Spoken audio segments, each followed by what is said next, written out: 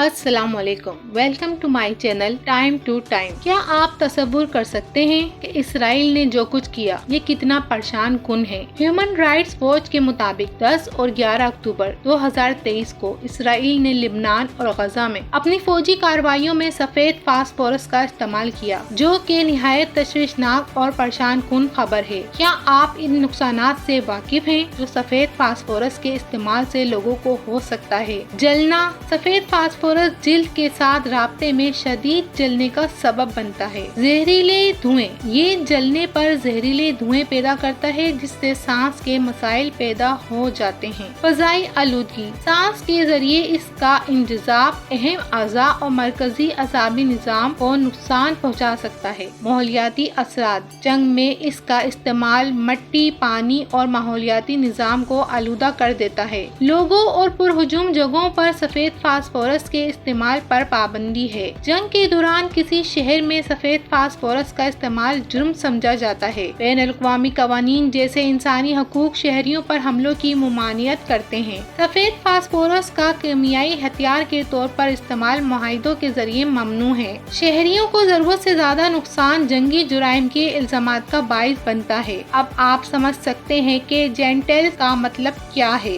हामिद मीर एक मशहूर सहाफी हैं। उन्होंने कहा है कि सफेद फास्फोरस के इस्तेमाल से क्या तबाही होती है, ये मैंने 2017 में तुर्की और शाम की सरहदी इलाकों में देखा, जहां हजारों अफराद को इन बमों से जलाया गया। सैकड़ों बच्चे या तो नाबीना हो चुके थे या माजूर हो चुके थे। आज यही फास्फोरस इसराइल गजा में इस्तेमाल किए जा रहा है। इसराइली वजीर दिफा का कहना है कि ना खुराक, ना बिजली, ना ईंधन, ना पानी, क्योंकि हम इंसानी जानवरों से लड़ रहे हैं। ये बिल्कुल वही फलसफा है जो इसराइल के कयाम के साथ इन तमाम यहूदियों के जहनों में बड़ी मेहनत से नक्श कर दिया गया है, जिसमें वो गैर यहूद को इंसान नुमा जानवर मानते हैं जो सिर्फ यहूद की खिदमत के लिए पैदा हुए हैं। ये कॉन्सेप्ट वैसा ही है जैसे हम मुख्तलिफ जानदारों से अपने फायदे के लिए काम लेते हैं। इनकी खुद साख्ता शरीयत में इनको ये यकीन दिला दिया गया है कि तुम वो कौम हो जो रब की पसंदीदा कौम है, वरना तो अंबिया अलैहिस्सलाम के साथ बुरा सुलूक करने वाली कौमों की अल्लाह ने फौरन गिरफ्तारी और अजाब भेजा। लेकिन बनी इसराइल को हमेशा ढील दी गई, यहाँ तक कि उन्होंने अपने तय ईसा अलैहिस्सलाम को मसलूब करने का भी मंसूबा बनाया, मगर अल्लाह ने उनको आसमान पर बुला लिया। वरना नूह अलैहिस्सलाम कौम आद और समूद पर भी अंबिया के खिलाफ जाने पर अजाब आया। चुनाचा सहूनियत की बुनियाद भी इन्हीं चीजों पर रख दी गई और एक आम यहूदी को कहा गया कि खुद से तहकीक नहीं करना वरना गुमराह हो जाओगे। बस हमसे पूछो जो यहूद के उलमा हैं, उनसे वो ही हक रास्ते पर हैं और तुम ही अल्लाह की पसंदीदा कौम हो। जैसे ही हैकल की तीसरी बार तामीर होगी, फिर तुम्हारा उरूज शुरू हो जाएगा। अफगानिस्तान के मुजाहिदीन दुनिया के सबसे खतरनाक जंगजू समझे जाते हैं। हालिया फलस्तीन इसराइल जंग में अफगानिस्तान का किरदार जरूर है। हमास